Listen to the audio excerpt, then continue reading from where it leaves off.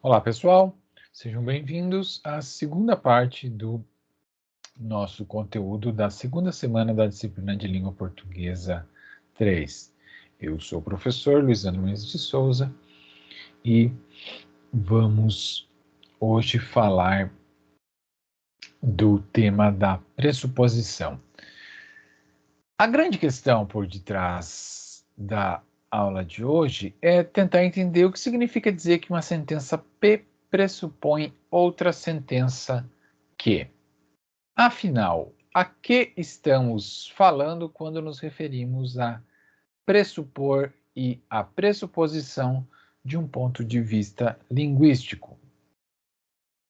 A primeira questão que a gente, então, precisa encarar é uma definição mais estrita desse termo que vamos utilizar. Veja, esse, na verdade, é um dos grandes desafios de fazermos linguística, é usar a linguagem para falar da própria linguagem.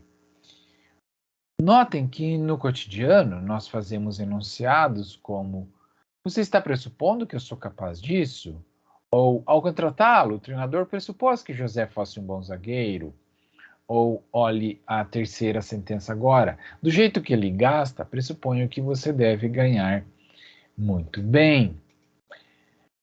Em cada uma dessas sentenças, estamos usando o verbo pressupor de uma maneira bastante ampla, no sentido de que, eu estou assumindo algo como verdadeiro, tá? Mas veja, eu estou assumindo um comportamento, algo lá no mundo. Você está pressupondo que eu sou capaz disso? Tem quase um significado de você acha que eu sou capaz disso, ou algo assim, ou você está assumindo que eu seja capaz disso.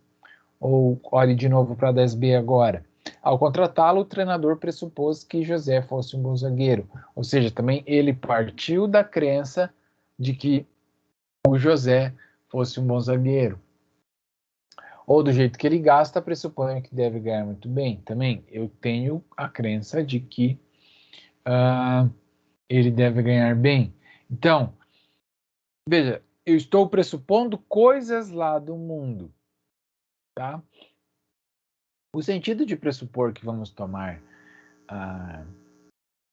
como, como uso aqui de reflexão teórica é um pouquinho diferente, porque a gente, embora vá estar assumindo, de certa forma, que um certo conhecimento, estamos falando de um certo conhecimento sobre a verdade de coisas lá no mundo, a pressuposição, linguisticamente falando, parece ter mais a ver com um tipo de condição para o uso adequado de certas construções linguísticas. Vejamos então o que temos em mente quando falamos de pressuposição de um ponto de vista linguístico. O filósofo Gottlob Frege, o matemático e lógico alemão, é esse camarada aqui, ele observou o seguinte: parece que tem um conteúdo que permanece mesmo quando eu nego sentenças. Olha o que acontece aqui com 11A. José emprestou o carro dele quando eu nego essa sentença. José não emprestou o carro dele para Pedro.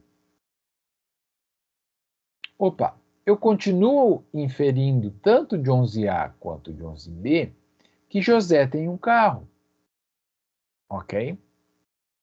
Se eu interrogo, vai acontecer a mesma coisa.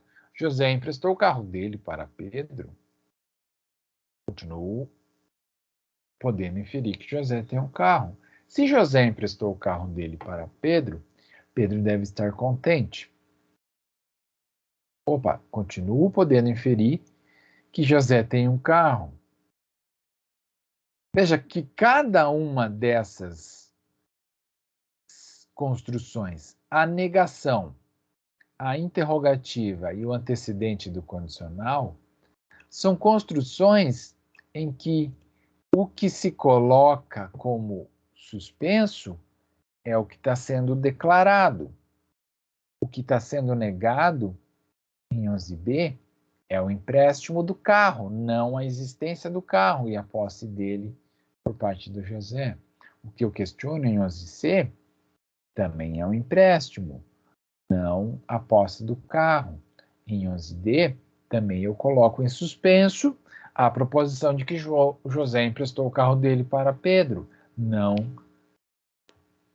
essa assunção de que José tem um carro, tá? Outro exemplo, agora notem no que acontece com o verbo parar. João parou de fazer caminhadas. Parece que pressupõe que João fazia caminhadas, tá? Veja, esse símbolozinho aqui, que são dois símbolos ali de maior, justamente indica que estamos diante de um pressuposto das sentenças anteriores, ok? Então, João parou de fazer caminhadas, pressupõe que João fazia caminhadas. O que acontece quando eu nego? João não parou de fazer caminhadas, continua pressupondo que João fazia caminhadas. Ou seja, se ele não parou, é porque ele fazia, enfim, continua fazendo, né? Se ele não parou, continua fazendo, mas se ele continua fazendo, então ele fazia. João parou de fazer caminhadas? Se eu faço a interrogativa, eu continuo pressupondo que ele fazia. Se João parou de fazer caminhadas, então ele vai engordar. De novo, coloco em suspenso o quê? O parar. Mas na medida em que eu questiono, interrogo, nego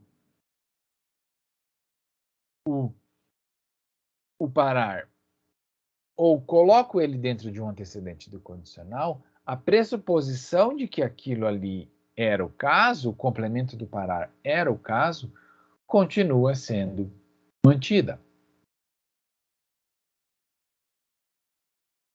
Bom, o que há de peculiar com esse fenômeno? Dizem Hilary e Geraldi. Eles afirmam que, em alguns sentidos, as pressuposições não fazem parte do conteúdo acertado, ou seja, seria uma característica pragmática. Entretanto, preciso salientar que no processo pelo qual somos levados a compreender um conteúdo pressuposto, a estrutura linguística nos oferece todos os elementos que permitem derivá-lo, ou seja, é uma característica semântica. Você pode pensar, como assim, professor? Conteúdo acertado. O que é isso? Bom, quando eu digo João parou de fazer caminhadas, para que essa sentença seja verdadeira, digamos que basta ser o caso que não é mais o caso que o João faz caminhadas, ok? Que é, digamos, é esse o significado de parar. Eu tenho uma interrupção num determinado tipo de atividade, tá? No momento em que essa sentença é enunciada, João parou de fazer caminhadas, não é mais o caso que o João faz caminhadas. Veja, pá, não é mais o caso. Para eu dizer alguma coisa como essa, manipular essa noção, como assim não é mais, tem que ser o caso que se fazia caminhadas. Mas veja, é isso que essa sentença declara? João parou de fazer caminhadas, declara que o João fazia caminhadas e que agora ele não faz mais? Opa, a literatura tende a acreditar que essa parte de que ele fazia caminhadas não está sendo dito em 12A. Quer dizer, como assim, professor? Não está sendo dito? Pois é, essa é a grande questão das pressuposições. Porque a nossa intuição parece ser, puxa, mas talvez esteja sendo dito ali de alguma forma. A conclusão de boa parte da literatura, filosofia da linguagem, linguistas ao longo do tempo, é que é bem provável que esse conteúdo não faça parte do que é essencial para determinar as condições de verdade de uma sentença. Embora seja um conteúdo importante para que eu use adequadamente essa sentença. Ok? Ah, muito confuso ainda, professor. Tá, vamos ver se a gente consegue esclarecer isso com alguns exemplos. A questão toda é que a gente pode diferenciar a pressuposição de um acarretamento, porque você pode dizer, tá, aqueles conteúdos que fazem parte das condições de verdade de uma sentença são acarretamentos daquela sentença, tá? Qual que é a diferença crucial, então, de uma pressuposição para um acarretamento? A diferença é que o acarretamento é baseado na verdade de uma sentença, enquanto a pressuposição é um fenômeno que se mantém a partir de uma família de sentenças. Não é característica da negação deixar passar a pressuposição ou a característica das interrogativas, que mesmo que eu interrogue a sentença qualquer, a pressuposição daquela sentença vai continuar existindo. Opa, não é exatamente um fenômeno ligado apenas à negação ou apenas à interrogação. Tem a ver com todas, né? Com a negação, com a interrogação e com o condicional. Tá? Então, veja, daí vem a nossa definição. O que é, de fato, uma pressuposição? Diremos que a sentença A pressupõe uma sentença B, se e somente se a sentença A, assim como todos os outros membros da família da sentença A, tomarem a sentença B como verdade. Veja, então, é uma relação não apenas entre uma sentença A e uma sentença B qualquer.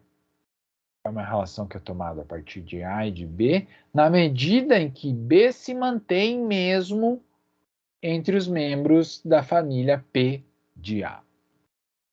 Quais são os membros da P-família? A negação, a afirmativa, a negação, a interrogativa e o antecedente do condicional. Se, blá, blá, blá, então, blá, blá, blá. Ok? Então, o antecedente é o que vem logo depois do se. O que vem após o então é o consequente. Bom, vamos olhar mais alguns casos. Qual a relação entre 13A e 13B? Podemos dizer que a pressuposição, Maria sabe que Pedro tem o costume de dormir na aula, é a nossa sentença A, e a nossa sentença B é Pedro tem o costume de dormir na aula. Para eu usar adequadamente essa sentença, Maria sabe que Pedro tem o costume de dormir na aula. Eu estou assumindo como verdade que Pedro tem o costume de dormir na aula? Sim, digamos que sim. Consigo mostrar isso pelos testes? Sim. Vejamos o que acontece ali em 14. Maria não sabe que Pedro tem o costume de dormir na aula. Pedro tem o costume de dormir na aula. Maria sabe que Pedro tem o costume de dormir na aula. Pressupõe que Pedro tem o costume de dormir na aula. Se a Maria sabe que o Pedro tem o costume de dormir na aula, então blá blá blá. Né? Você pode pôr o que você quiser ali no consequente, porque o que importa é de fato o antecedente. Então, todas elas pressupõem que Pedro tem o costume de dormir na aula. Então, podemos dizer que alguma coisa em relação a esse verbo saber. Se eu sei, se o sujeito do verbo saber sabe alguma coisa, então essa coisa pode ser tomada como factual, ou seja, como pressuposto. Outro exemplo. Veja, olha o que está negando aqui. O que está se negando em 15. Não foi a Maria que tirou boa nota na prova de semântica. Eu tenho o acarretamento que, perdão, a pressuposição de que alguém tirou boa nota na prova de semântica?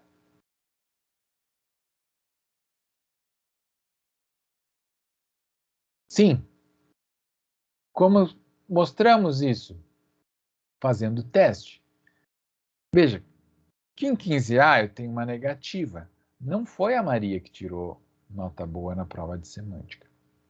Eu posso fazer o teste vendo como ela se comporta na afirmativa. Foi a Maria que tirou nota boa na prova de semântica. Continuo assumindo que alguém tirou nota boa na prova de semântica.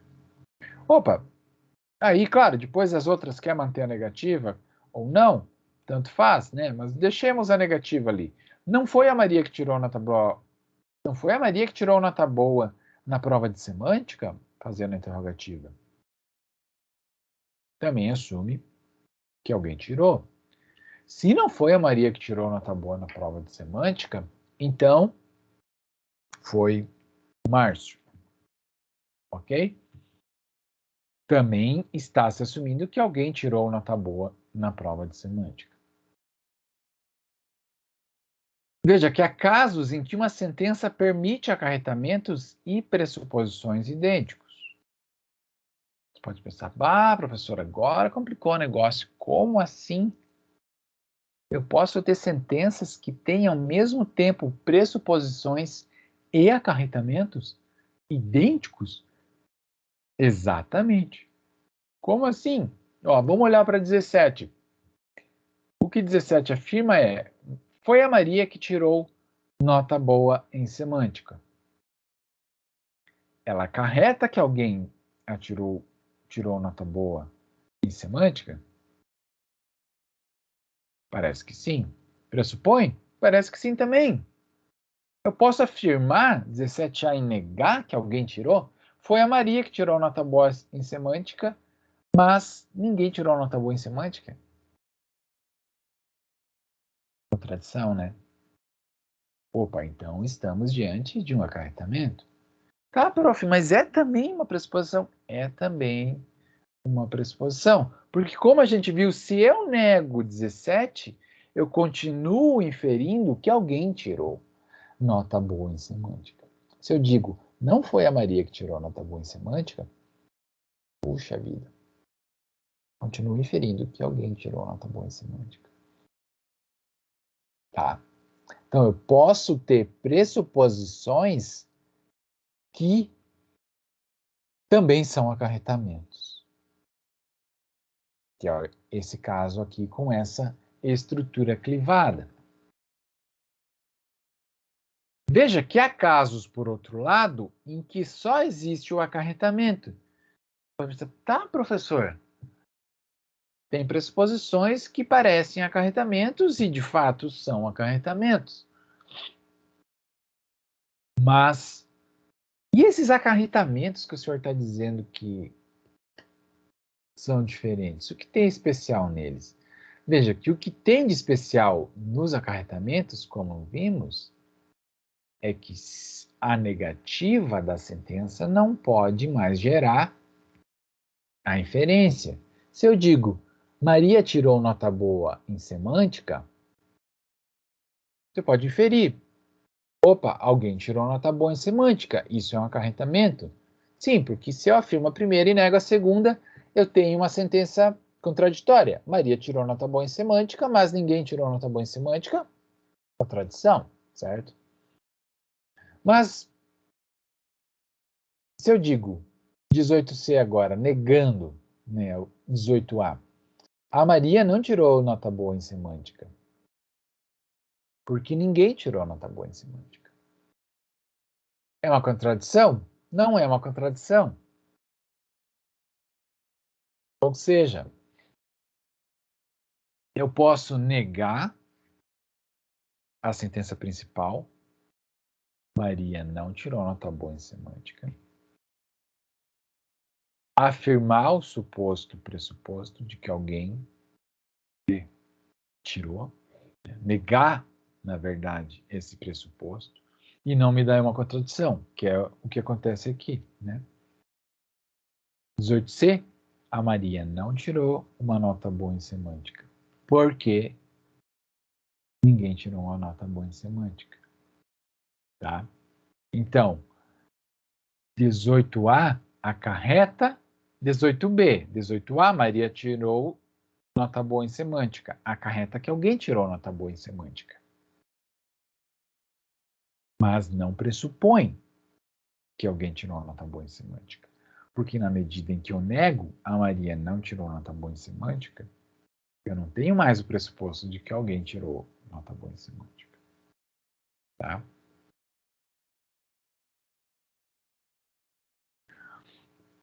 Para dar outro exemplo aí de pressuposição sem acarretamento, que é o que acontece em 19. Não foi a Maria que tirou nota boa em semântica, pressupõe que alguém tirou nota boa. Mas veja que não acarreta agora. Não foi a Maria que tirou nota boa em semântica, porque ninguém tirou nota boa em semântica. Pode ser, professor, o que aconteceu então com essa sentença? Essa sentença crivada, ela é especial justamente por essa questão. Como assim? Aqui, em 17, a afirmativa acarreta e pressupõe que alguém tirou nota boa em semântica. Então, se eu afirmo, foi a Maria que tirou nota boa em semântica, eu tenho o acarretamento de que alguém tirou e tenho a pressuposição de que alguém tirou nota boa em semântica. Ponto. Quando eu nego a clivada, eu tenho apenas a pressuposição. Não foi a Maria que tirou nota boa em semântica. Pressupõe que alguém tirou nota boa em semântica. Mas essa pressuposição agora da negativa não é um acarretamento. Por quê? Porque temos 19C. Eu posso dizer, não foi a Maria que tirou nota boa em semântica, porque ninguém tirou nota boa em semântica. Veja que isso mostra que há casos em que podemos cancelar as pressuposições, que é o que aconteceu anteriormente. Quer dizer, tá, professor, onde é que foi essa história aqui de que alguém tirou nota boa em semântica? Por que eu posso afirmar que ninguém tirou? Justamente, eu estou cancelando aquela assunção prévia relativa a não foi a Maria que tirou nota boa em semântica, de que alguém tirou. Eu cancelo aqui, na sequência. Ninguém tirou nota boa, sem que eu gere uma contradição. Então, há certas pressuposições que podem ser canceladas e isso não me gera contradição.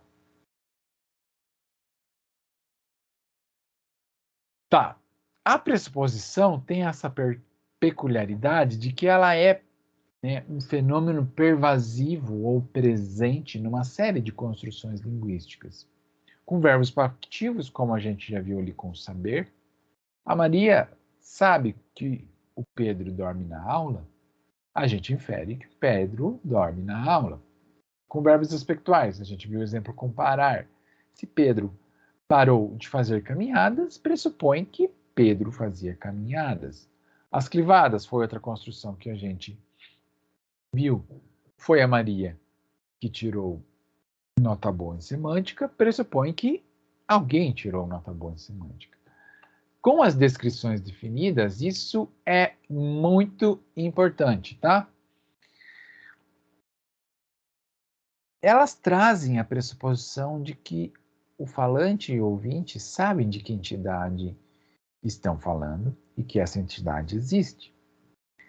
Para eu usar uma sentença como o rei da França é careca, eu preciso assumir que existe um e apenas um rei da França e que ele é careca. Você dizer, calma, professor, não existe nenhum rei da França. Claro, você, para interpretar a 20A, você não precisa assumir que exista um rei da França. Você não precisa saber se ele é careca ou não. Tudo que a gente precisa é dessa nossa capacidade inata de imaginar como o mundo seria para que essa sentença seja verdadeira. De que exista um e apenas um rei da França e que esse indivíduo seja careca. Tá? A questão é, como a gente reage com sentenças como essa em que, dado o nosso conhecimento compartilhado, não existe nenhum rei da França. Os filósofos dirão, né? Alguns dirão que essa sentença é falsa, outros dirão que simplesmente não conseguimos dizer qual é o valor de verdade dela. Olha para 20b. Agora, a pessoa que descobriu a órbita elíptica dos planetas morreu na miséria. Essa sentença declara que existe alguém que descobriu a órbita elíptica dos planetas. mas, ao mesmo tempo, pressupõe que existe alguém que descobriu a órbita elíptica dos planetas. Veja, se eu nego, a pessoa que descobriu a órbita elíptica dos planetas não morreu na miséria, opa, eu continuo assumindo que existe alguém que descobriu a órbita elíptica dos planetas, tá? Então, as descrições definidas como o rei da França, a pessoa que descobriu a órbita elíptica, trazem o pressuposto de que existe uma entidade que satisfaz essa descrição. Ou seja, existe uma entidade que é rei da França, existe uma entidade que descobriu a órbita elíptica dos planetas. Tá? Eu tô falando aqui entidade como um indivíduo, tá? Não precisa ser uma entidade mística, religiosa, nada deítica, né? Nesse sentido, divino, nada parecido, tá? Bom, o fato é que o fato de vermos que um conteúdo de uma sentença é projetado sistematicamente por certas expressões ou construções levou os pesquisadores a assumir que esse conteúdo é semântico, embora, como dito por Hilário Geraldi, não seja um conteúdo que faça parte das condições de verdade. Antes, é um conteúdo tomado como verdade para o uso adequado ou feliz da sentença numa dada situação, por isso pragmático. Tá? Então, como eu disse, em alguns casos, como o rei da França careca, nossa reação é, puxa, provavelmente ela é falsa, certo? Já que sabemos que o rei da França careca é uma sentença falsa hoje, né? Pelo menos nos últimos 200 anos, talvez, provavelmente seja, né? Acho que a França teve ainda rei ali, né? No século XIX. Napoleão não era exatamente um rei, né? Ah, bom, veja, 20C, o que acontece? Pegue mais chá, disse a lebre para Alice muito gentilmente. Eu não tomei nada ainda, respondeu Alice, sentindo-se ofendida. Então eu não posso pegar mais. Olha o que a lebre disse para Alice. Pegue mais chá. Para eu usar essa expressão, eu pressuponho que alguma quantidade foi pegada antes. Daí o estranhamento da Alice e uma certa irritação. Eu não tomei nada ainda. Como eu vou pegar mais? Veja, nesse caso, a gente tem um estranhamento, que é o estranhamento que a Alice tem. Né? De opa, peraí, né? Como pegar mais? Então gera um estranhamento, gera um ruído na, na interação, porque o pressuposto para o uso adequado do mais é que uma quantidade foi pega anteriormente. A gente se comporta sempre assim, com pressupostos? Não. Veja o seguinte. Veja a seguinte situação ali, que está em 21. Suponha que você não saiba que o João tem uma filha e o João chega e te diz: Ó, preciso ir, tenho que pegar minha filha na escola. Veja, você não sabia que o João tinha uma filha. O que ele está te comunicando em 21 é que ele tem que buscar a filha na escola. Não que ele tem uma filha. Embora você possa estar, mas ele está me dizendo também que ele tem uma filha. Em certo sentido, tá. Mas veja, ele está pressupondo que ele tem uma filha, mas o que de fato ele está declarando é: eu preciso ir, tenho que pegar minha filha na escola. Veja que para ele dizer com felicidade, tenho que pegar a minha filha na escola, ou seja, com felicidade a gente vai depois entender o que o conceito é esse, nesse sentido de que para ele usar adequadamente essa sentença, ele tem que ter uma filha, tá? Então, esses conteúdos, talvez você possa até dizer, pá, eu nem sabia que você tinha uma filha, né?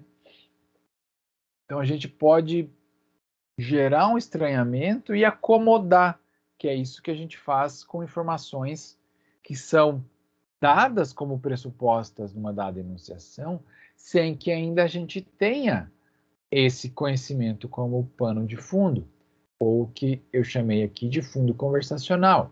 Quando a gente está numa interação verbal com algum outro indivíduo, ou com texto, enfim, o que é o contexto? Podemos assumir que é o falante, é o ouvinte, ou aquele que lê, aquele que escreve, quando, onde, pelo menos. O que é fundo conversacional são aquelas proposições que são tomadas como verdadeiras pelos interlocutores. Ou seja, coisas como, o João é casado, o João é casado com a Maria e tem 2 filhos, Gabriel Barbosa é o maior atacante brasileiro no momento, o atual prefeito de Curitiba é Rafael Greca, Curitiba é a capital do estado do Paraná. Ok? Uma série de proposições aqui, o que eu chamei de proposições, são essas verdades que são tomadas como conhecimento compartilhado entre quem fala e quem escuta e vice-versa, entre os interlocutores. Tá? Veja que aqui a gente jogou com essa assunção. O João tem uma filha, mas age como se o ouvinte soubesse disso. Mas na medida em que o ouvinte não sabe, esse processo aqui de acomodar essa informação se dá de uma maneira mais tranquila do que acontece aqui com a situação da Alice da Lebre. Ok? Que a Alice poderia simplesmente dizer, tá, beleza, me dá mais um pouco aí mesmo, e ignorar, pensar, tipo, nossa, que lebre esquisita, né? Ela tá me confundindo com outra pessoa por achar que eu já tive aqui. Ok? Então, qual é a nossa reação diante desses pressupostos que não fazem parte do fundo conversacional? A tendência geral é adicionar o conteúdo, junto com outros tipos de conteúdo que são adicionados conforme a conversação avança. Tá? Claro, como eu falei, esses pressupostos, como o da Alice ali, muitas vezes não são simplesmente acomodáveis e podem gerar conflitos, né, ou mal entendidos.